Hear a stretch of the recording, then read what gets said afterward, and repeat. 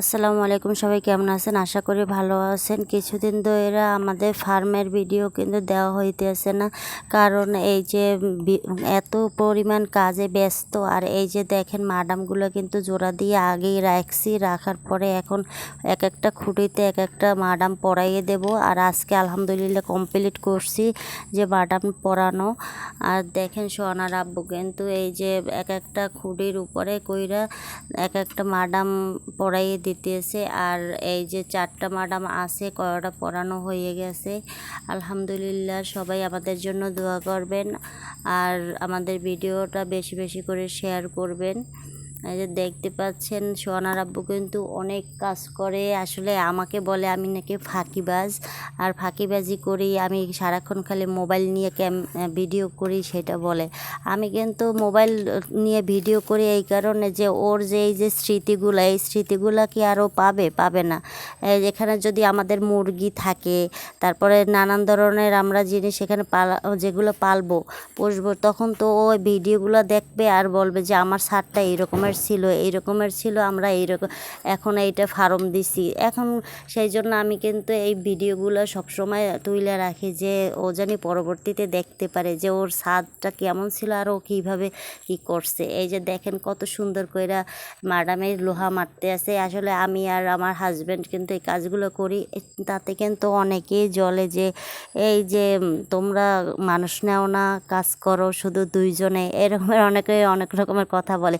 আসলে যদি অলরাউন্ডার হয় তাইলে কি আর মানুষের দরকার হয় বলেন?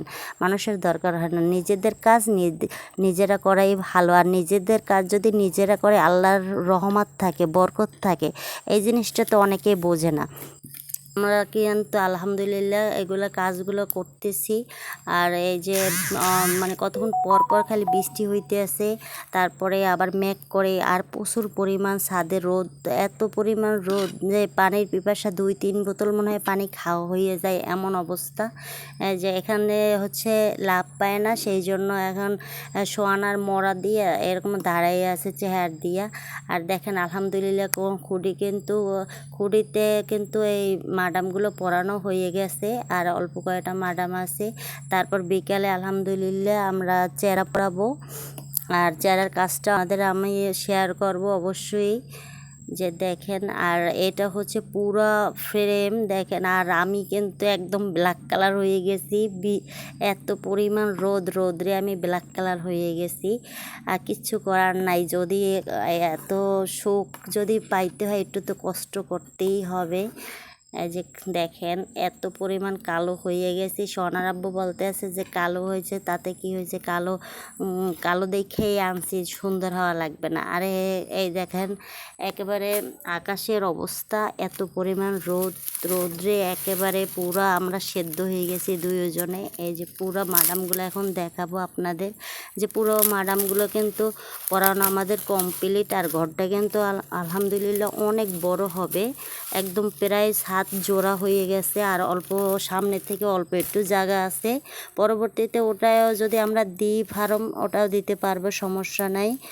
আর প্রচুর পরিমাণ রৌদ্রে অনেক কষ্ট হয়ে যাইতে আছে। এই যে দেখেন, আর আমি একটু পান খাইছি, এখন পান খাইয়া পুরো ঘাইমে গেছি। আর ফ্রেমগুলো কিন্তু আমাদের যে সেন্টারিংগুলো কিন্তু আজকে পুরোপুরি খুইলে ফেলাইছি, সেন্টারিংগুলো খুইলে একেবারে মাঝখানে রাইখা দিছি। আজকের মতন এই পর্যন্তই। সবাই ভালো থাকবেন, সুস্থ থাকবেন, আল্লাহ হাফেজ।